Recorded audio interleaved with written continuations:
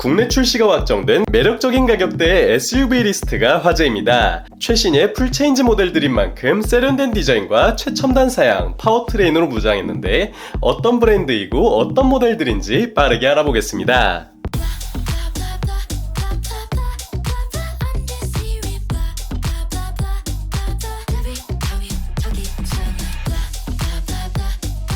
첫 번째는 이코녹스 EV입니다. 국내 출시가 바로 코앞이죠. 전장 4840mm, 폭 1915mm, 휠베이스 2954mm의 중형급이며 기아 소렌토와 비교해 2.5cm 길고 휠베이스는 무려 14cm 긴 상당한 덩치와 전기차만의 강점을 보여주는데요. 소렌토보다 9cm나 낮은 정도로 아주 날렵한 맛이 살아있죠. 전면부에선 빛나는 보타이 엠블럼 좌우로 역동적으로 움직이는 DRL이 보이는데 분리형 램프의 구조를 보여줍니다. 일반형의 범퍼는 바디 컬러와 은빛 스키드 플레이터로 막혀 살짝 답답하지만 아래 스트림에선 범퍼가 검게 칠해지고 날렵한 스플리터 스타일의 조형까지 역동적인 맛이네요. 측면부는 A필러가 앞까지 밀어난 캡포워드 구조이기에 실내 공간감에 아주 유리한 비율이네요. 상어 지느러미를 닮은 C필러는 패밀리 룩임과 동시에 지붕과 분리돼 플로팅 루프 디자인을 만들어줍니다.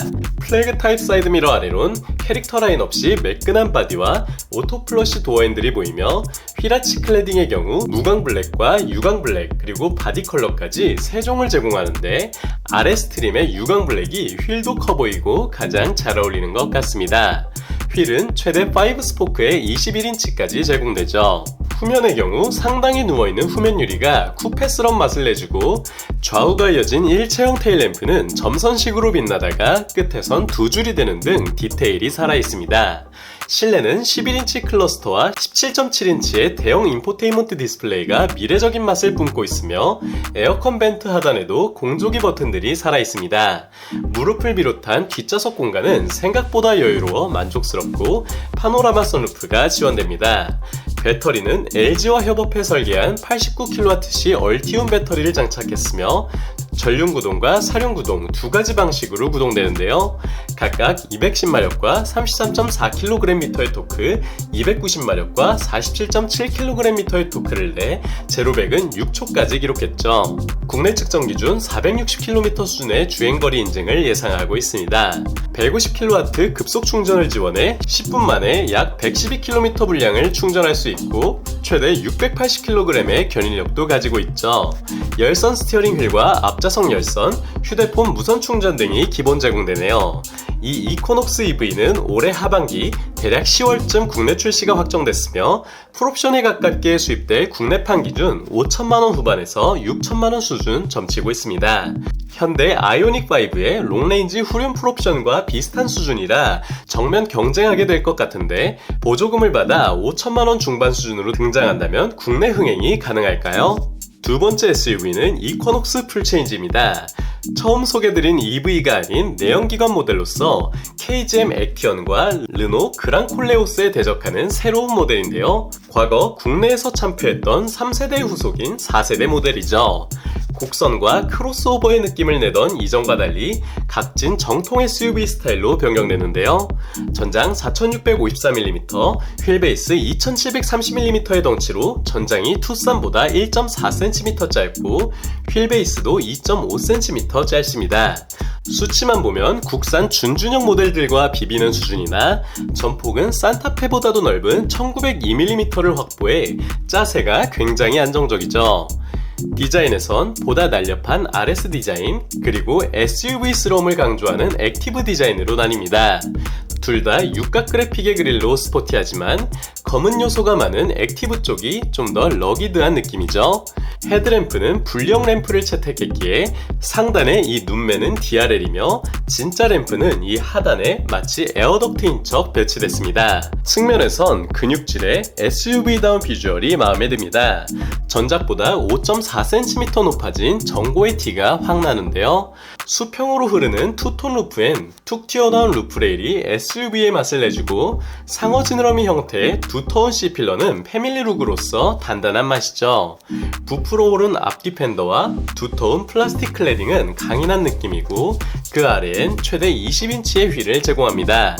후면부는 아주 심플한데요. Y자로 갈라지는 테일램프는 역시 쉐보레 패밀리룩을 선보이고 선명하고 각진 그래픽이 마음에 듭니다. 실내의 경우 수평 중심의 최신 디자인이 적용되는데요. 신형 스티어링 휠 뒤론 11인치 디지털 클러스터와 11.3인치 인포테인먼트 스크린이 장착돼 첨단의 맛을 내줍니다. 컬럼식 기어 노브와 정돈된 공조장치 또한 깔끔하고 센터 콘솔의 이 노브는 컨트롤 패드네요. 2열 공간은 이전 세대 대비 헤드룸이 23mm, 숄더룸이 12mm, 레그룸이 26mm 증가해 보다 여유롭습니다. 잠시만요. 이걸 다 놓치면 손해예요. 휴대폰 필요할 때 전환지원금 최대 50만원에 비밀지원금까지, 약정 끝난 인터넷 정수기도 가만히 두면 최대 77만원 손해. 법이 정해준 지원금 당연히 챙겨야죠. 이사할 때 물품 파손 시 최대 1000만원까지 보상, 365일 밤 10시까지 상담 가능합니다. 아, 정당하게 받자? 아정당. 국내인 1.5L 4기통 가솔린 터보 단일 트림으로 도입될 전망이며 무단 변속기와 함께 175마력과 25.4kgm의 힘을 전륜으로 발휘합니다.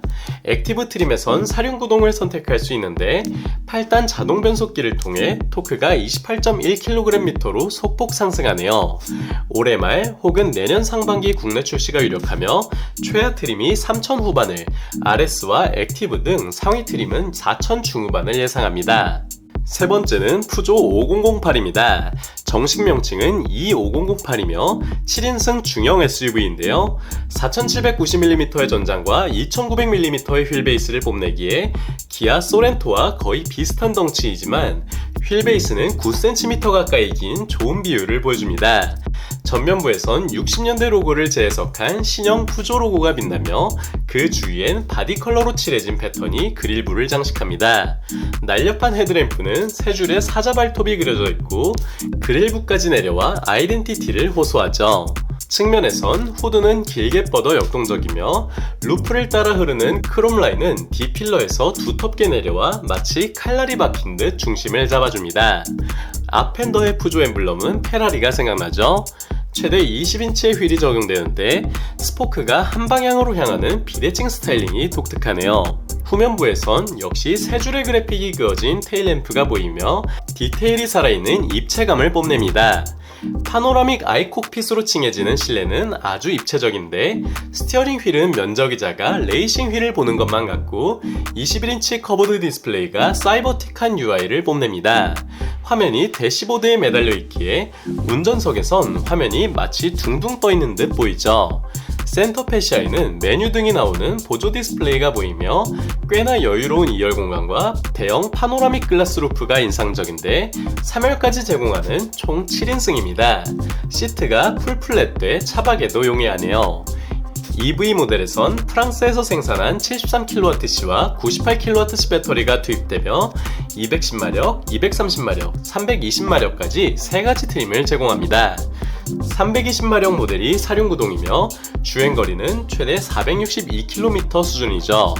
향후 내연기관에선 48V 마일드 하이브리드와 6단 DCT가 포함된 1.2L 3기통 터보 136마력 모델, 그리고 275마력의 플러그인 하이브리드 모델까지 예정됐네요. 리터당 20km 이상의 주행거리로 알려졌죠. 국내 도입은 내년으로 예상되며 내연기관 기준 5천만원 중반의 시작가를 점치고 있습니다. 네 번째는 아우디 Q6 e-tron입니다. 포르쉐와 공동 개발한 PPE 플랫폼을 적용한 최초의 아우디로 포르쉐 마칸 EV의 형제 모델입니다. 저렴하게 즐기는 포르쉐라는 별명이 벌써부터 붙었는데요. 전장 4771mm, 휠베이스 2899mm의 중형급이며 전면부엔 아우디 SUV 특유의 팔각 그릴이 선명한데 차체색으로 칠해졌고 육각 그래픽이 새겨져 내연기관의 맛도 내네요. 헤드램프의 경우 분리형 램프를 채택했기에 이 눈은 오직 DRL이며 역시 자동차는 취미인 조명회사다운 화려한 웰컴 라이트와 방향지시 등을 뽐냅니다. 측면의 경우 길게 뻗은 후드가 후륜구동 내연기관의 맛을 내고 서서히 떨어지는 루프는 쿠페형 SUV의 스타일을 살짝 보여주는데요.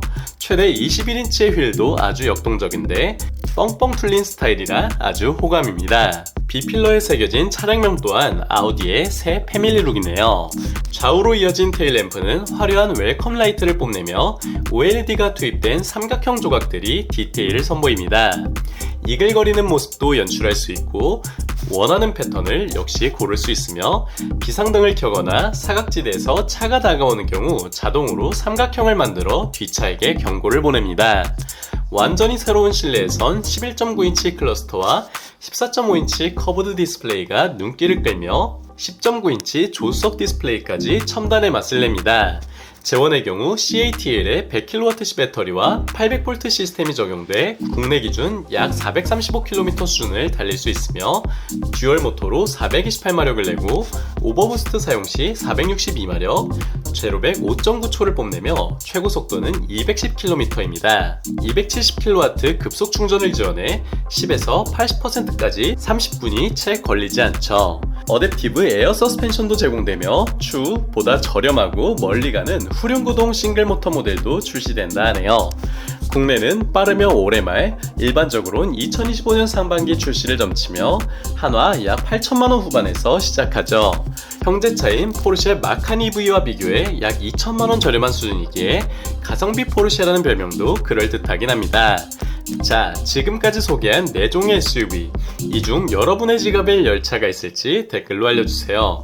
구독과 좋아요 그리고 알림 설정을 통해 풍부하고 흥미로운 자동차 이야기를 매주 만나보시고 각종 스파이샷 제보와 내차 판매, 차량 정보 커뮤니티는 네이버 남차 카페에서 함께 하실 수 있습니다. 페이스북과 인스타그램에서도 남자들의 자동차를 팔로우하시고 최신 정보를 빠르게 받아보세요. 감사합니다.